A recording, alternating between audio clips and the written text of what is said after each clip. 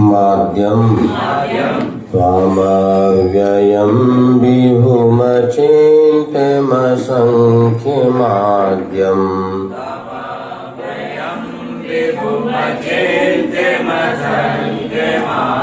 ब्रह्माण मीश्वर मनंत मनंग केतुम ब्रह्माण मीश्वर मनंत मनंग केतुम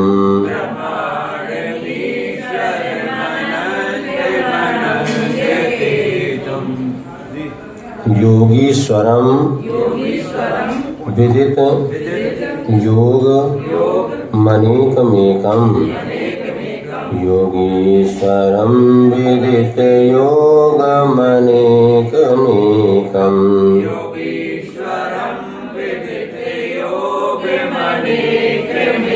ज्ञानस्वरूप ममलम प्रवदन्ति सन्तः ज्ञानस्वरूपममलं प्रवदन्ति सन्तः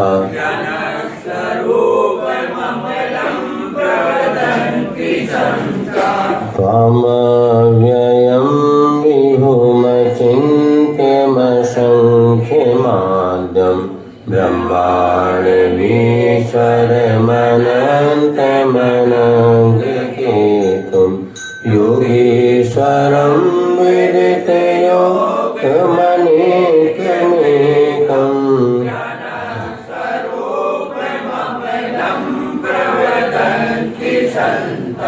और भी आपके अनेक नामों से प्रवदंती संता संत लोग आपके और भी अनेक नामों से बुलाते हैं।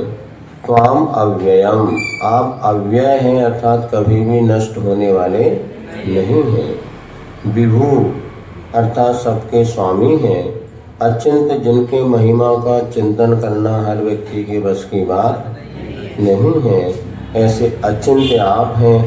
असंख्य केवल ज्ञान उत्पन्न होने के बाद अथवा वैसे भी असंख्यात या अनंत गुणों के स्वामी होने से असंख्य अथवा असंख्य प्रदेशी होने से असंख्य भी है जिनके गुणों को गिना ना जा सके। आद्यम अर्थात युग के आदि में होने से आप आद्यम हैं। ब्रह्मांड ब्रह्म यदि अपने आत्मस्वरूप में लीन होने से ब्रह्मांड है और ईश्वर सबके स्वामी होने से ईश्वर है। अनंत भी एक नाम है। अनंत ज्ञान अनंत को जानने वाले होने से आप अनंत हैं अथवा अनंत चतुष्टय के स्वामी होने से आप अनंत कहे जाते हैं। अनंग केतु काम पर विजय प्राप्त करने के कारण आप अनंग केतु कहे जाते हैं। योगीश्वरम विदित योगम अनेकमेकम और योगियों के द्वारा जिनका स्वरूप जाना जाता है ऐसे योगीश्वर योगियों के स्वामी हैं। और विदित योगम अनेक प्रकार के मन वचन काय के संबंधी योग को व्यवस्थित कहना चाहिए, उसको जानने के कारण विदित योग और अनेक भी हैं और एक भी हैं।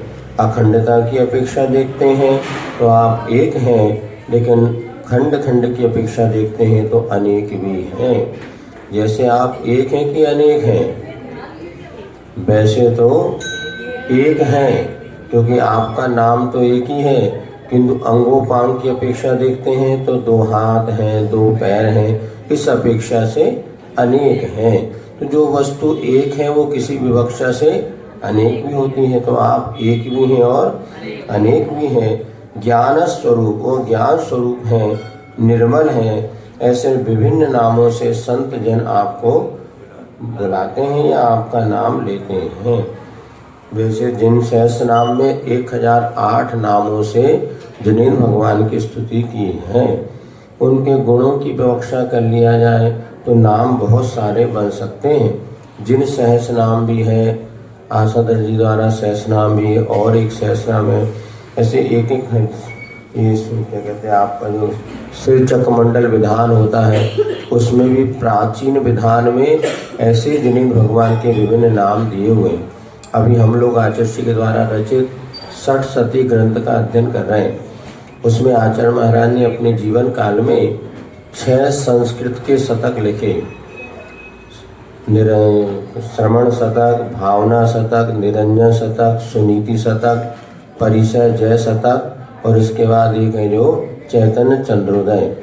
ऐसे इन शतकों का संस्कृत भाषा में लिखा है। इसका उन्होंने पद्यानुवाद भी स्वयं किया है।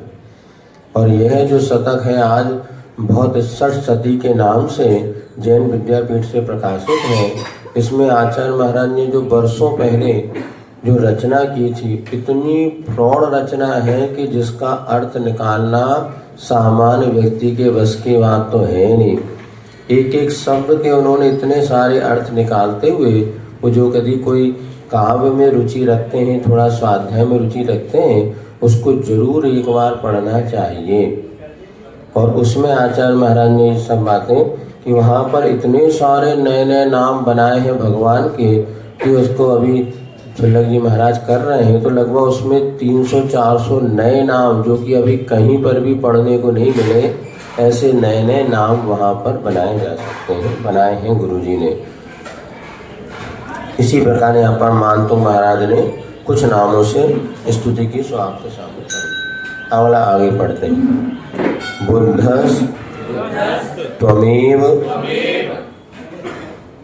विबुधार्चित बुद्धिबोधात्, बुद्धस्त्वमेव विबुधार्चित बुद्धिबोधात्,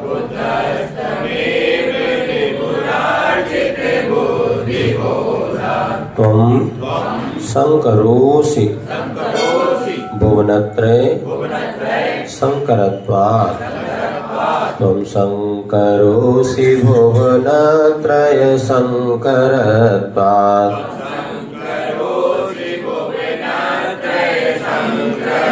धातासि धीर शिवमार्ग विधेर्विधानात्, धातासि धीर शिवमार्ग विधेर्विधानात्,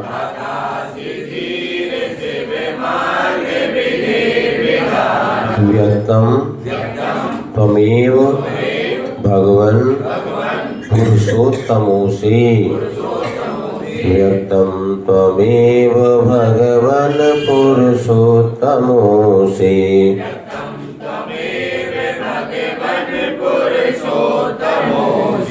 बुद्धस्त्वमेव विबुधार्चित बुद्धिबोधात्, त्वं संकरोषि भुवनत्रय संकरत्वात्,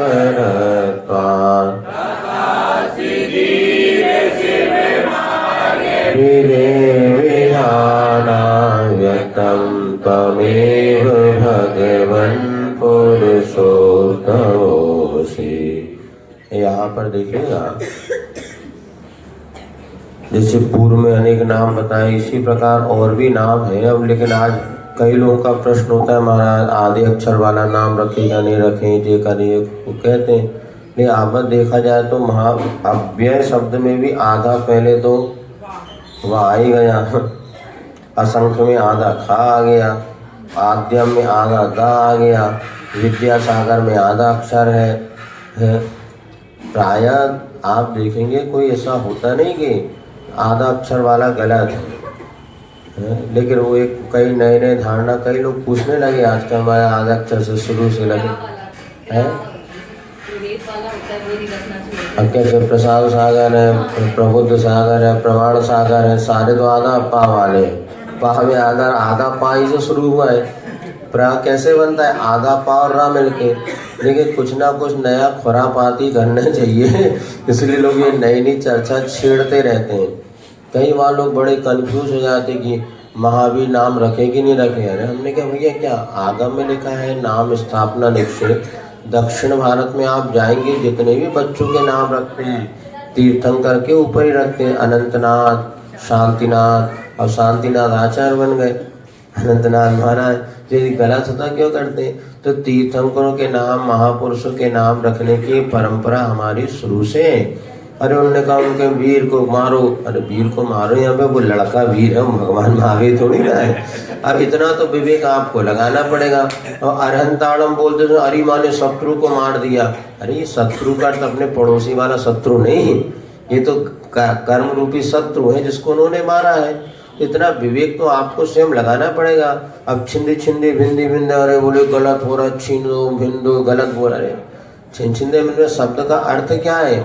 नष्ट हो जाए, अर्थात जो महामारी है वो नष्ट हो जाए, जो रोग है वो नष्ट हो जाए, हमारी काम वासनाएं वो नष्ट हो जाए।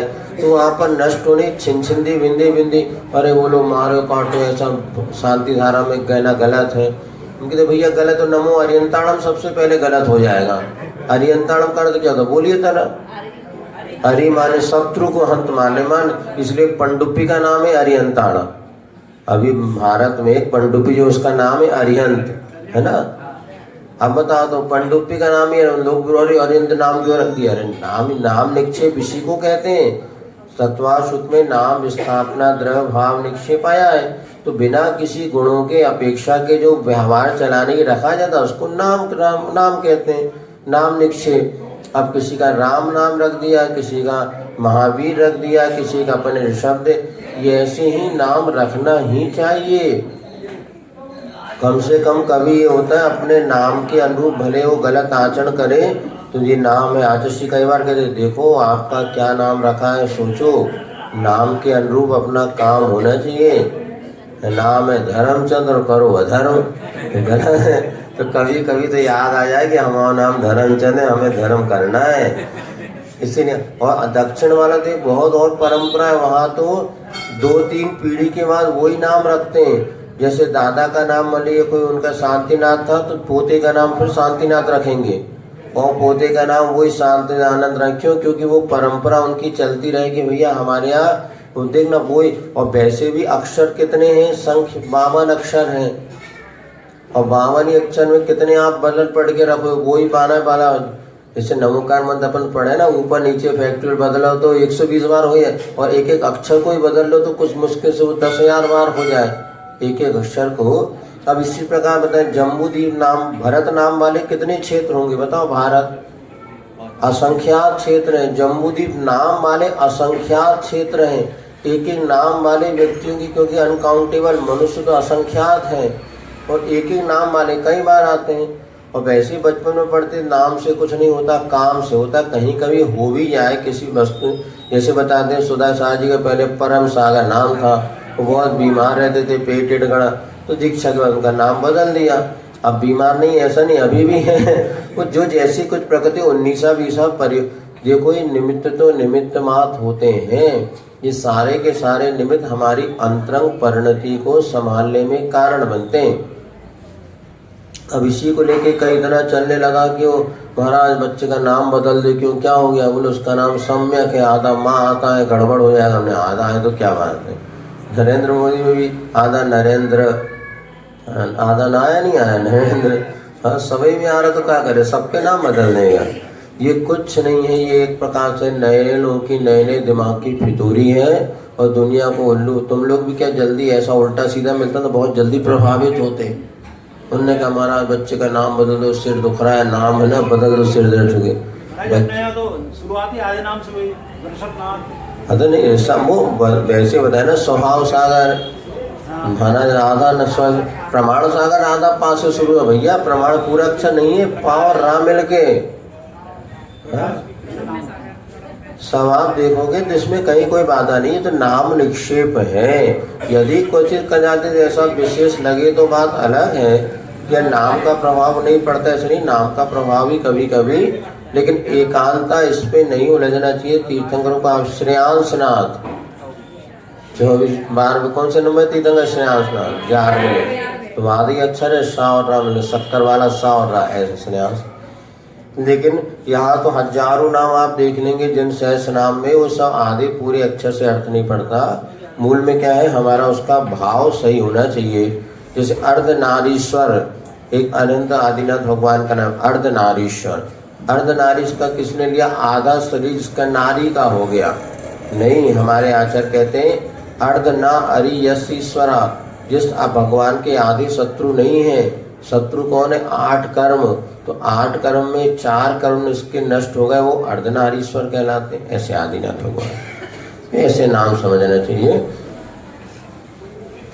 तो यहाँ पर कह रहे बुद्ध त्वमे विबुध आचे बुद्धि बोधात। हे भगवान आप बुद्ध हैं।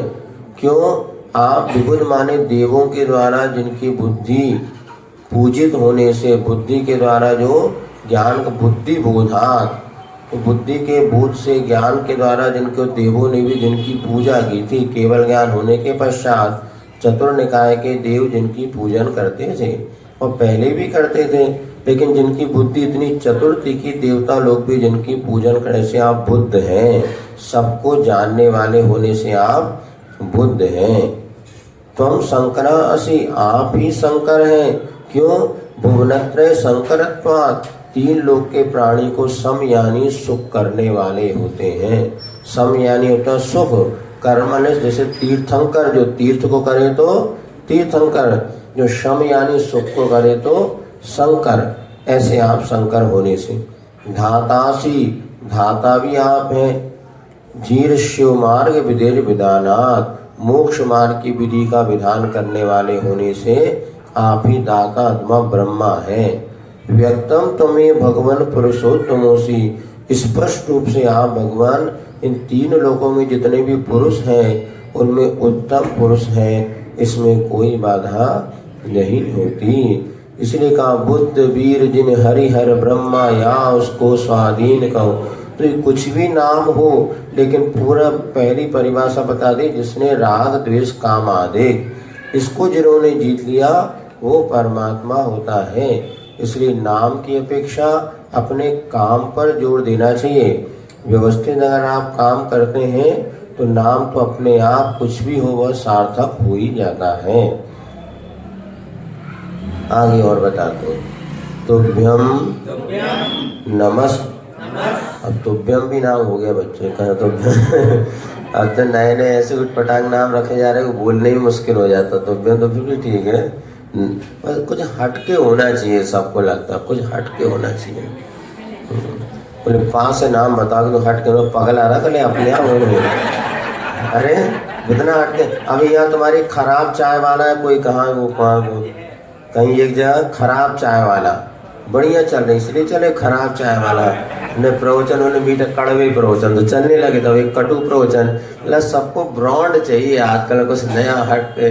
तो क्या करोगे, उल्टे सीधे काम करो और फटा पैंट पहनो तो और हटके। और फटी जीन्स पहनने का प्रयोजन क्या है? सबसे हटके देखो। मतलब भाई जब पहने हैं, मतलब जो खर्चा करके अच्छी जीन्स में फटी पहने खर्चा, यही जब से ज़्यादा हो उससे नया तरीका है।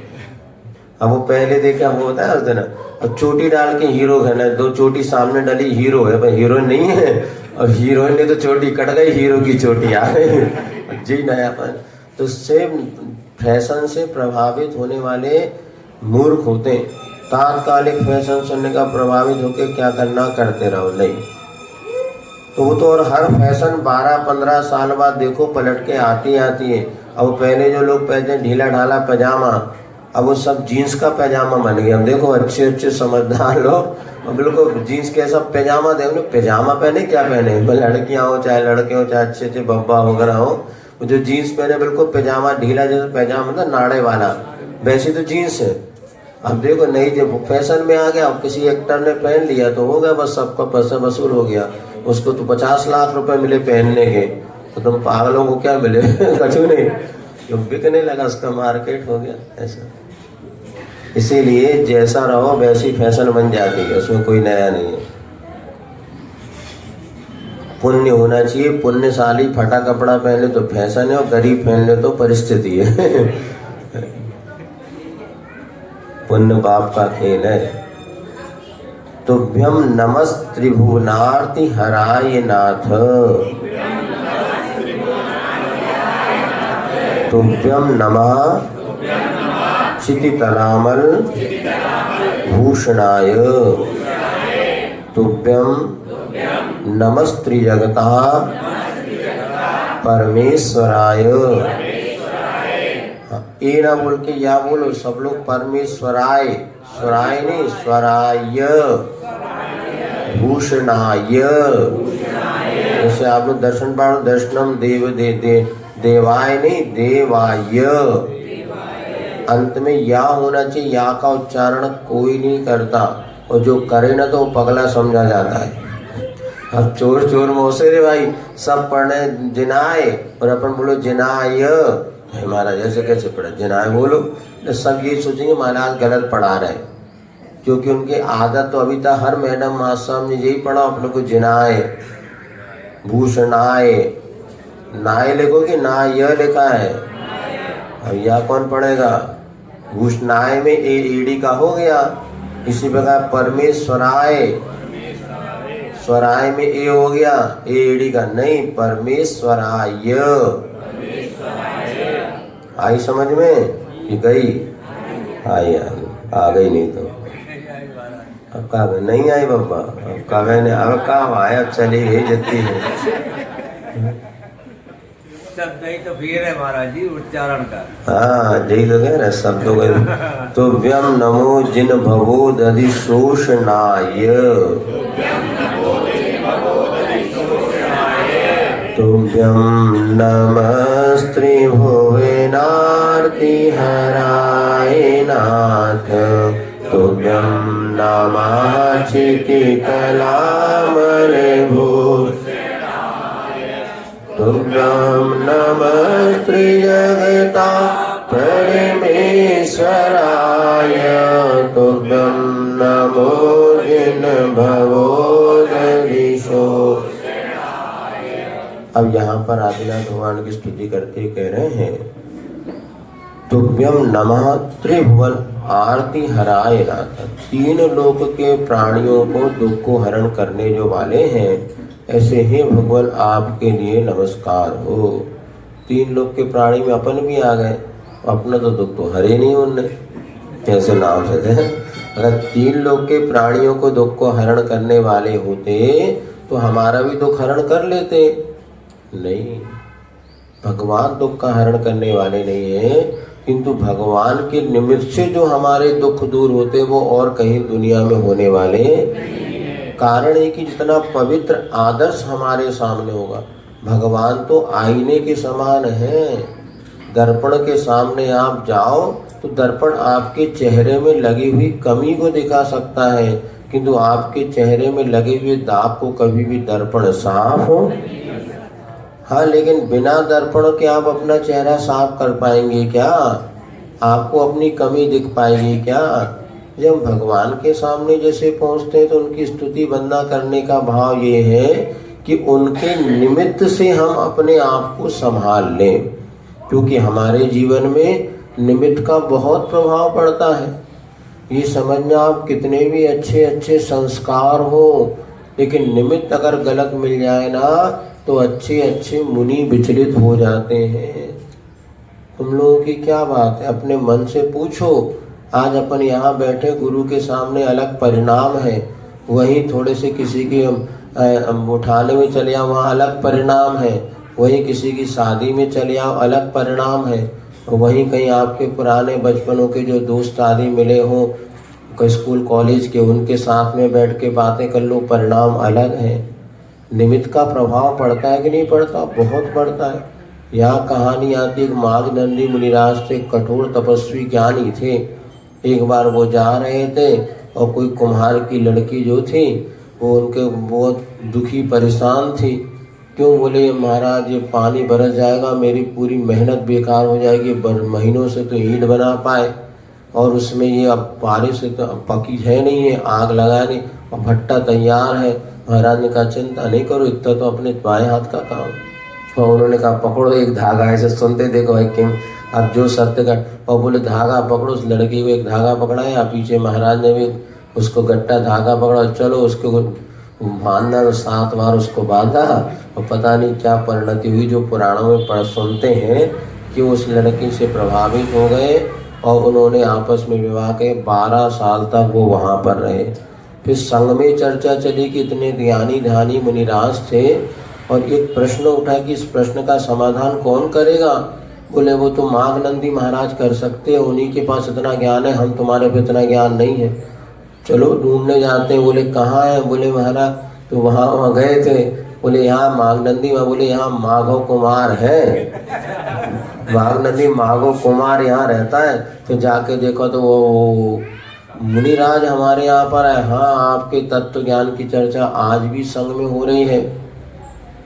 ओ, मैं ऐसा विचलित हो गया, तुरंत उन्होंने किसी कमंडल वहाँ लिया और दिगंबर मुनि बन के फिर संघ में पहुंचे। और उन्होंने अर्थात अपने तीव्र कर्म का उदय कब जागरूक हो जाए, इसीलिए सबको अपने सावधान, ये नहीं समझना कि हम बहुत मजबूत हैं, अरे हमारे पास नहीं, मुनिराज तक ऐसे विचलित हो जाते हैं। एक प्रसंग और आया, कल हमने आपको एक मुनिराज आहार करने गए चौके में, और उसके बाद वहाँ पे उन्होंने एक सोने की अंगूठी रखी थी, और जैसे श्रावक अंदर गया उन्होंने उठा करके अंगूठी अपने कमंडल में डाल ली।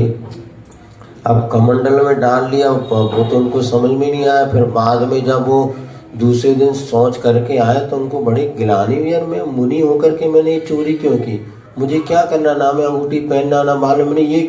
फिर बाद में पूछा भाई क्या बात है, ऐसा क्यों हुआ, तो जिसके आहार हुआ था, बोले वो क्या करता है, बोले मैं चोरी करते हैं हम तो, और चोरी का धन जो कमाया था वही महाराज को आहार में चला दिया, उसी से मार डाल, और महाराज के भी चोरी के परिणाम हो गए। इसीलिए बहुत विचित्र था, यदि श्रावक दाता के अंकम और सोर्स में पवित्रता नहीं है तो साधु के परिणाम भी बिगड़ने में देर नहीं लगते। और किन परिस्थितियों, इसलिए पहले जब माताएं भोजन बनाती थी तो उस समय 12 भावना, वैराग भावना, मेरी भावना, 6 डाला, आलोचना पाठ, ये सारे पाठ होते थे, उसका अलग प्रभाव पड़ता था भोजन में भी। क्योंकि अभी भी बताते हैं भोजन जो दवाइयाँ जो बनते हैं उसमें भावना पुट दिया जाता है। उस समय कैसे आपके परिणाम में फिल्मी गाना सुन रहे और राग रंग की बातें सुन रहे हैं, उस समय खाना बनाते रहे तो उस समय भी अलग परिणति भोजन की होती है। गुस्से के साथ कर रहे हैं, क्या कर रहे हैं, अभी इसमें आया शायद विज्ञान मत जी की पुस्तक में कि एक बच्चे को जहर चढ़ गया, 3 महीने का बच्चा था, उसका जहर चढ़ गया। बोले क्यों, तो जिस समय माँ बच्चे को दूध पिला रही थी उस समय इतने गुस्से में थी वो माँ, लड़ाई भिड़ाई हुई, अब बच्चा रोने लगा, जल्दी से स्तन से लगा दूध पिलाने लगी, वो दूध उसके पेट में जाते से जहर बन गया। इसीलिए कहते भोजन कराते समय हमेशा प्रसन्न रहो, टेंशन के साथ भोजन नहीं करा, चाहे घर वाले हो चाहे घरवाली हो, मतलब बच्चे हो चाहे कोई भी हो, भोजन के समय बिल्कुल प्रसन्नता से, दिन भर की रामायण उसी समय मत खोलो, क्योंकि इसीलिए पत्नी होगी तो खोलेगी, बाकी धर्म पत्नी होगी तो नहीं खोलेगी, बोले अच्छे से खा पी लो फिर बाद में सुनो बहुत। क्योंकि भोजन का समय एक ऐसा महत्वपूर्ण होता है, उस समय खूब प्रसन्नता के साथ सामने बैठ कर के, ये टीवी के सामने जो बैठ के खा रहे हैं ना, इसका भी दुष्परिणाम है। और वो टेबल में बैठ जाते हो, खाना पीना बिल्कुल, तो आपस में हंसी मजाक, वैसे तो प्रसन्नता होनी चाहिए, हंसी मजाक उतनी नहीं है, फिर भी प्रसन्नता पूर्वक जो भोजन पानी के सब निमित्तों का प्रभाव आप लोगों के जीवन में पड़ता है। इसलिए अपने आप को इतना प्रशस्त बांधते हुए भी इतना दृढ़ संकल्प के साथ अपना कर्तव्य करें, और ज़्यादा अपने मन पर भी विश्वास ना रखें, क्योंकि पापी मन है इतनी जल्दी पाप की ओर चला जाता है, फिर अपने को छुपाता है कि हम तो बिल्कुल धर्मात्मा हैं। सबसे बड़ी गलती को गलत स्वीकार नहीं करना ही सबसे बड़ा अपराध है। गलती हो गई कोई बात नहीं, किंतु कम से कम गलती को गलत मान तो लो, लेकिन गलती को गलत मानने के बाद वो छुपाते हुए चलते तो और उनके जीवन में एक के ऊपर एक गलतियां होती चली जाती। तो भगवान को मानने का अर्थ है कि भगवान हमारी गलती से दूर नहीं करेंगे। यदि हमारी गलती और कमी हम भगवान को देख सकते हैं कि भगवान जैसा पवित्र रूप आपका है, जैसे आपके मन वचन काय की पवित्रता है, जित मद हर्ष द्वेषा, जित मोह परीक्षा, जित कसाया, ये सब विकारी भावों को आपने जीत लिया है, किंतु आज तक मैं विकारी बना हुआ हूँ। जैसे आप पवित्र हैं वैसे मुझे भी पवित्र बनना है, तो मुझे ही पुरुषार्थ करके अपने आप को उन पापों को दूर करना पड़ेगा। कोई हमारी गलती धो दे इम्पॉसिबल, क्योंकि पहली बात तो दूसरे को हमारी गलती पता नहीं, क्योंकि चेहरे पे बहुत चेहरे हैं और बहुत बहुत गहरे हैं। आज किसको अपन कुछ नहीं कह सकते, अच्छे अच्छे साधुता को धारण करने वाले भी साधु का भेष है, किंतु भीतर से साधुता नहीं है। इन सब देख रहे हैं आप दिन दिन प्रतिदिन एक दूसरे के जिनसे आप उठ रहे हैं, बैठ रहे हैं, सोचा तो कुछ और था और निकले कुछ और। ये सब ऐसी परिस्थिति में देख करके समझना चाहिए कि बाहरी परिस्थिति में कब परिवर्तन हो जाए कह नहीं सकते। इसीलिए अपने को ये क्या कहते हैं, अपन प्रभु की भक्ति करते समय भगवान आप तो पवित्र बने, मैं भी ऐसा पवित्र बन सकता हूँ, लेकिन ये स्वयं को करना होगा। कोई किसी को पवित्र नहीं बना सकता, क्योंकि बाहर दिखने में जितना आ रहा ना, वो कोई आइडेंटिटी कार्ड जो आपका बढ़िया नहीं है। इसके बाद भी सरकार कहती है ऊपर दिख रहा है, पहले आधार कार्ड और लाओ। अपने भगवान के वैसा ऊपर जो दिख रहा है तुम ही समझ लो, अपना पेपर जांच लो कि हम कितने सही और कितने गलत हैं।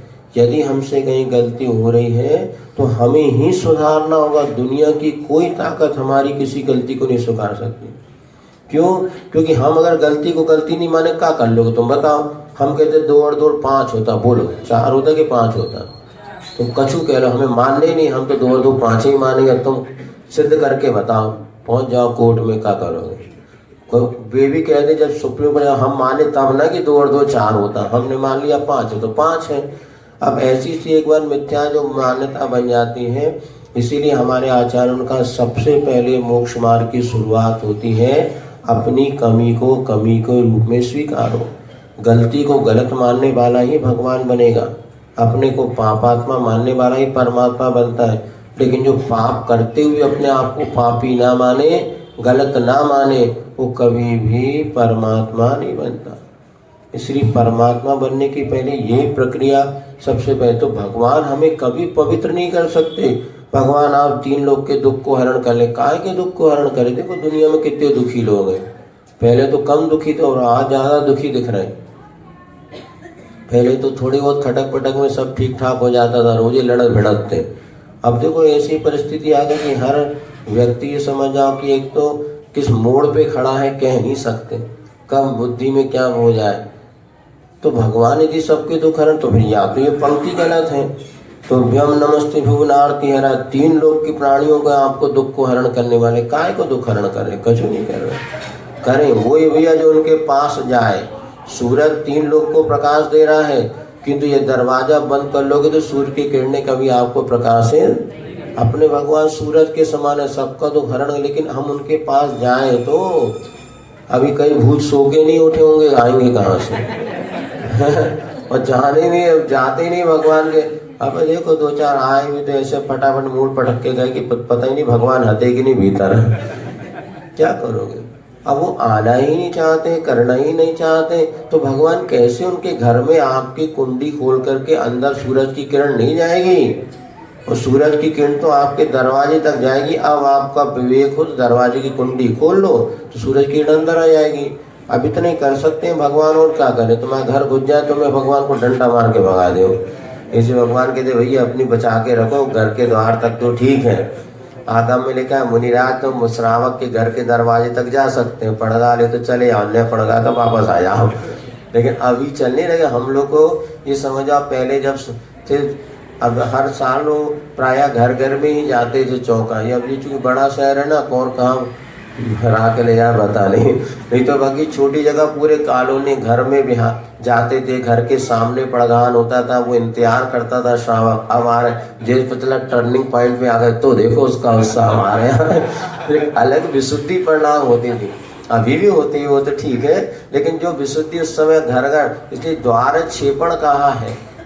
हम लोग वहाँ पर छिंदवाड़ा तो आचोशी जब निकल पूरे द्वार छिपा, घर घर लोग खड़े रहते थे अपने चौके में, कोई लाग नहीं, कोई दूसरे को नहीं। और भैया देख रहे हैं कब आ रहे। मुख माटी में आप पढ़ेंगे, बहुत गजब का प्रसंग दिया है। पड़गान के समय कैसे लोग इंतजार करते हैं और जब निकल जाते महाराज तब कैसी दशा होती है। लेकिन ध्यान रखना, उसके बाद भी जिसके यहाँ महाराज नहीं पड़ गए उसकी भी विशुद्धि कम नहीं होती। भले वो 3 दिन से महाराज नहीं आया, उसका परिणाम जो बिगड़े, किंतु 1 दिन में इतनी कमाई कर लेता, वो 3 दिन की संकलेश भी विशुद्धि लाभ होना, विशुद्धि से पुण्य कमाता है। अब देखना, आपसे पहले दिन महाराज के आहार हो जाए उसकी विशुद्धि, और 3-4 दिन बाद महाराज के आहार हो जाए उससे कितनी विशुद्धि। तो श्रावक पाप नहीं कमा रहा, अरे महाराज विकल्प होता है, संकल्प होता है, इसलिए ज़्यादा नहीं, इतने वो ठीक है। लेकिन ध्यान रखना, उसकी वो संकलेश भी उसके पुण्य के अक्षय बंध का कारण बनता है। हर संकलेश से पाप का बंध नहीं होता। कई संकलेश तो पुण्य बंध के भी कारण बनते, जैसे देव साथ गुरु का वियोग हो जाए, अरे आज प्रवचन में सुन नहीं पाए, बड़ा मन में आकुलता हो गई, ये रिश्तेदार आ गए, कहाँ के कहाँ टपक गए, कहाँ के कहाँ, जब हम जा रहे थे प्रवचन सुनने और आके पकड़ लिया, चलो भैया, फिर जाके उनके साथ बतिया रहे 1 घंटा। ये संकलेश पुण्य का कारण, ये सम्यक दृष्टि का लक्षण है। मिथ्या दृष्टि तो हमेशा जगत कब ये समय टल जाए, सम्यक दृष्टि कब हमें ये देवसात गुरु का सानिध्य मिले। इसलिए कहा निज, उसमें क्या स्टोपदेश पढ़ा होगा ना, निजकार अनुतप क्षतिकान संभाषम निजगम जनिताधरा निजकार वसा, इसके पहले है अनुतप्यते। यदि उसको कुछ बाहरी कार्य करना भी पड़ता है, वो तपता है, दुखी होता है कि बताओ आज मैं मंदिर में पूजा न कर पाए और मुझे ये काम करना पड़ा। तो यदि आपको पूजन नहीं कर पाए, महाराज को आहार नहीं दे पाए, ये कोई परिस्थिति ऐसी बन गई, सत्कार नहीं कर पाए, ऐसे समझो आकुलता, और ये संसार को बढ़ाने वाली नहीं, ये सम्यक दर्शन के पुष्ट करने वाली आकुलता है। हर आकुलता संसार को बढ़ाने वाली नहीं होती। ये समझना, ये आकुलता फिर ऐसी विशुद्धि बढ़ती है, जैसी अनुकूलता बनती तो असंख्यात गुणे आपको पुण्य का संचय करा देती है। पाप कार्यों में, गृहस्थी कार्यों में होने वाली आकुलता और धर्म कार्य में होने वाली आकुलता में बहुत अंतर। एक संध्या काल की लाली है, एक प्रभात काल की लाली, एक जगाने वाली तो एक सुनाने वाली है। ऐसा तो हर आकुलता, यहाँ पर भगवान हमारे दुख दूर नहीं कर सकते, किंतु भगवान के समान कोई दूसरा साधन नहीं है जो हमारे दुख को, बशर्ते हमें उनके चरणों में जाना पड़ेगा, उनको अपना लक्ष्य बनाना पड़ेगा। फिर देखो जो हमारे अशुभ कर्मों का क्षय, दुखों का क्षय होता है। कई लोगों ने इसका जो अनुभव किया बताया है। एक श्रावक हमारे पास आया, बोले महाराज मैं तो रोड पे आ चुका था, ये कम से कम 2001 की बात है, 7-8-10 लाख का कर्ज हो गया और खाने को तक नहीं बचा, और बस जो कर्जदार इतना परेशान करते थे, मैं तो सोचा भग जाऊं या मर जाऊं। उसी समय किसी मित्र ने कह दिया, यार तुम इतना कर ही रहे, क्यों ना भगवान का अभिषेक पूजन करके तो देखो। उन्होंने कहा मरता क्या नहीं, कर से अंजन जो ने रस्सी काटे तो वैसे निपटने हैं, निपट गया, बच गए। उन्होंने कहा ठीक है, कुछ काम ही नहीं, दिन बाद चलो अभिषेक पूजन। यहाँ की बात है, तुम्हारे ये जबलपुर के पास वो पाटन है, कोनी पाटन, हम सबसे पहले वहीं पहुँचे थे संग से। तो पता लगा महाराज मैंने और बस पूजे अभिषेक पूजन करना शुरू किया। उसके बाद आज 3 साल हो गए, एक भी कर्जा मुझे पैसा मांगने नहीं आया, और पूरा कर्जा मेरा जो है अपने आप रिकवर हो गया। गाड़ी घोड़ा मकान दुकान सब जो के तो हो गया। अब तो मैं बोले दुनिया में कहीं भी रहता हूँ, लेकिन सुबह जरूर मंदिर आता हूँ, क्योंकि अभिषेक पूजन करना मैंने अपना धर्म। ऐसा जब आप जाएंगे तभी तो करेंगे ना, बिना रोए तो माँ भी दूध नहीं पिलाती ना। अब आप कह रहे भगवान तुम फालतू बातें, दुख हमारे दुख क्यों दूर नहीं हुए, कैसे होंगे? आपने कभी श्रद्धा आस्था से भगवान के पास पहुँचे ही नहीं है। आप तो अपने दुनिया के कामों में लगे, मैं पैसा कमा लूँ सुखी हो जाऊँगा, ब्याह कर लो सुखी हो जाऊँगा, नौकरी लग जाए सुखी हो जाऊँगा, बाल बच्चे हो जाए सुखी हो जाएंगे, दुनिया वो सब साधन जुटा रहे। किंतु एक बार भगवान के चरणों में आके देखो, सही सुख का मार्ग तो यही मिलेगा। फिर अपना अपना पुण्य। तुभ्यम नमः क्षितितलामल भूषणाय, आप इस क्षितितल में पृथ्वी तल के निर्मल आभूषण के स्वरूप हैं। और तुभ्यम नमस्तु जगतापन, आप 3 लोक में परमेश्वर स्वरूप हैं, आपको नमस्कार हो। और जिन भवो दधिशोषणाय, सबसे बड़ी बात संसार समुद्र को आप सुखाने वाले हैं, ऐसे ही जिन्हें भगवान आपके लिए नमस्कार हो। ठीक है, इतना ही रखते हैं क्योंकि अब ठंड का समय है। घड़ी देखने पड़े तो बाबा तुम्हें कहा है क्या है ना, फिर भी हम इसलिए लेट कर दिया। हमने कहा देखो तुम लोगों के पास भी टाइम है 9:30 बजे तक। देखो हमने कहानी सुनाई थी लालू प्रसाद यादव वाली, तुमने सुन रहे तो हमें बिगड़ गया। हमने कहा अपनी 9:30 बजे चलो, आराम से आध घंटे सुना दो, ज़्यादा हमारे पास भी टाइम नहीं, 40 मिनट का एक पीरियड पर्याप्त है। वो में भी समय पे सब आ जाए तो ठीक है, नहीं तो महुआ जैसे टपको तो टपको का करें। तो आँख बंद करके शुरू करो, जब पूरा हो जाए तो खोल लो। अभी देखो इतने लोग अगर सुनो, जैसे अभी बैठे इतने लोग अगर प्रवचन सभा में शुरू से बैठ जाए तो कितना बड़ा देवसात गुरु की विनय होगी। नहीं क्या करें, आदत बुरी है हम लोग की। आ भी जाएंगे, नाम आएगा तो ना घन फिर लो और फिर बैठ जाओ। यानी कि पहले थोड़ा सा बैठ के, हम तो 9:30 10 बजे आज को तो 10 बजे आओ नहीं, लेकिन थोड़ा सा क्या करें वो पूरी। अब स्कूल कॉलेजों में आप जाओ, कई लोग कहते महाराज जी अब स्कूल कॉलेज में जाओ, समय भी पहले बच्चे पहुंच जाते, फिर मास्टर पहुंचता, तो पढ़ाने भी आनंद आता है। अब एक एक बच्चा टपकते रहे तो बताओ कॉलेज में मजा आएगा पढ़ाने वाले टीचर। कई प्रोफेसर ने देखा बस पढ़ाते रहते हैं, कॉलेज आओ तो बेटा आओ नहीं, उन्होंने बोर्ड पे लिख दिया अपनी तनख्वाह मिल गई, जाओ का करने। लेकिन जहाँ शुरू से बच्चे बैठते हैं वहाँ टीचर भी उत्साह के साथ पढ़ाता है, समझाता है, करता है। अब वो सब होता है। चलो बढ़िया, अपनों भी होगा, कितने हो गए 26 श्लोक हो गए, चलो आधे से ज़्यादा हो गए। जिन महावीर आदिनाथ भगवान की या वाणी के ज्ञान ते सुझे लोकालो सुवाणी मस्तक करो सदा दे तो दो हे वाणी भावी कोई